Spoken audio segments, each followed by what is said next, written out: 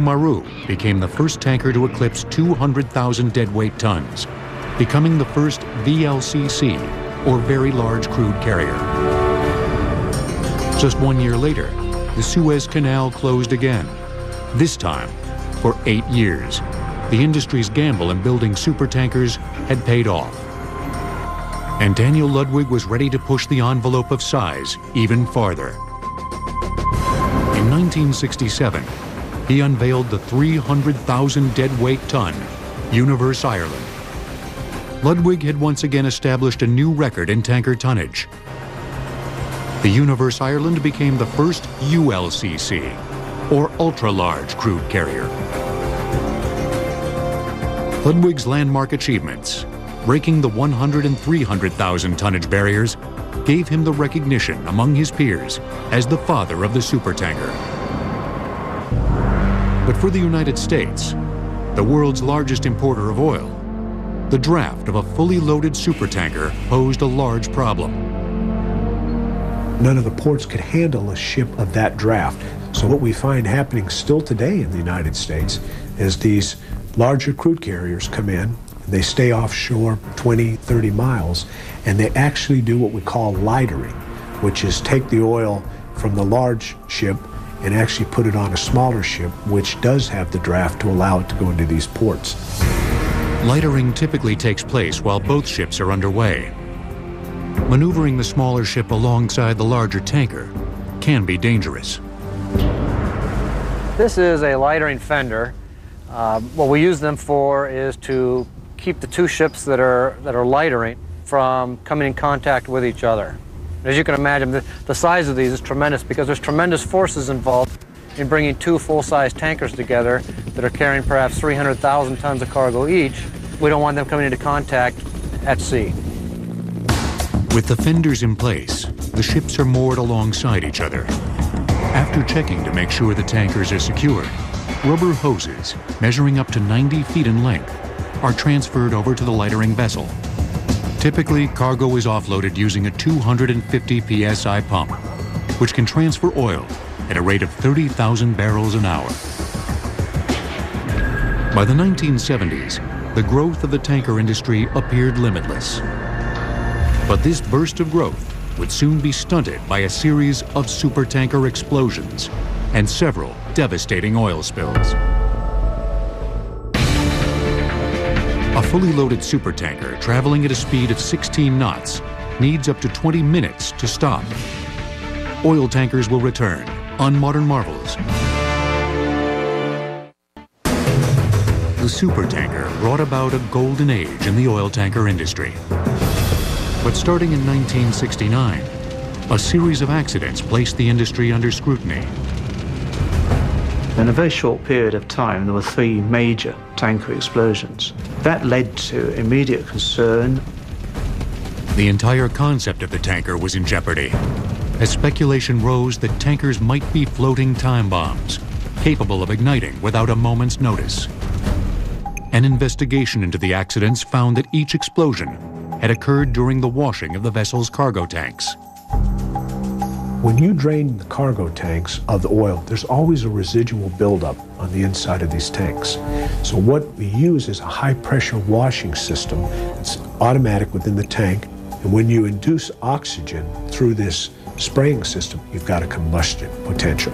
And the velocity of that spray system actually picked up static electricity. When it hit the sidewall, it created a spark, and the vapors coming off ignited. And it was tremendous tragedy. To fix the problem, engineers designed an inert gas system, or IGS. During cargo discharge, flue gases produced by an oil tanker's boilers are sent to the IGS. The system converts the flue gas to an inert gas, distributing it to the ship's cargo tanks and displacing the oxygen. Today, inert gas systems are mandatory aboard every oil tanker in operation.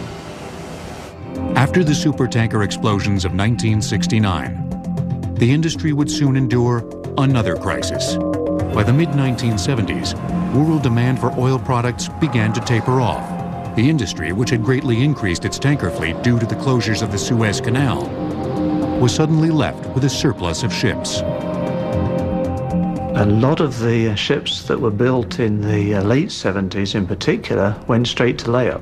Several of those ships were never used, and in fact within a handful of years many of those ships were sent for demolition, for recycling, without ever having carried a cargo.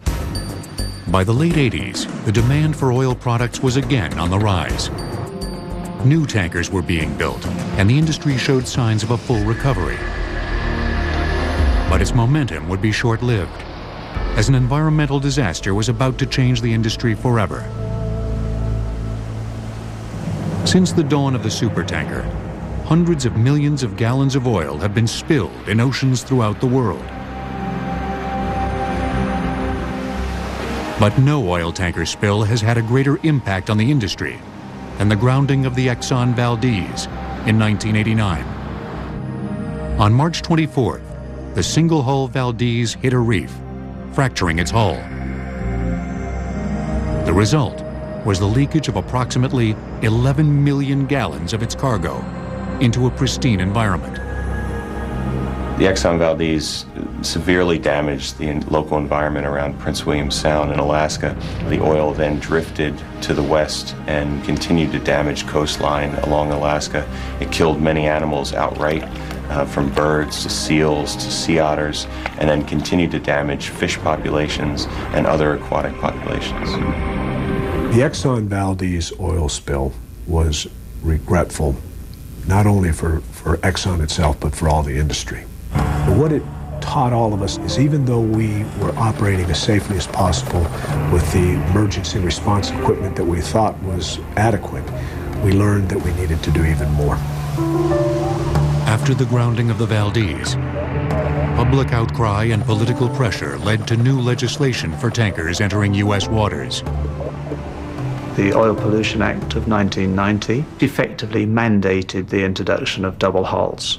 The double hull basically provides for protection from collisions and groundings. And those incidents represent something like 50% of the incidents that tankers are involved with. So the double hull is providing immediately an enhanced level of protection. OPA 90, as it's known throughout the industry, requires all tankers entering U.S. waters to be double-hulled by 2015. However, in Europe, the tanker spills of the Erika, and later the Prestige, created a new set of legislation from the International Maritime Organization. The Prestige was an incident that occurred in November 2002 off Spain.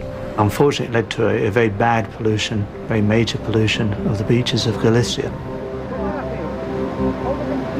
It also led to a lot of new legislation. It has led to an accelerated withdrawal, forced withdrawal of single-hull tankers.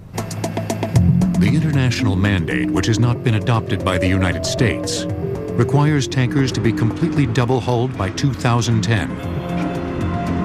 But the tanker owners doing business in U.S. waters have more immediate concerns than the double-hull deadline.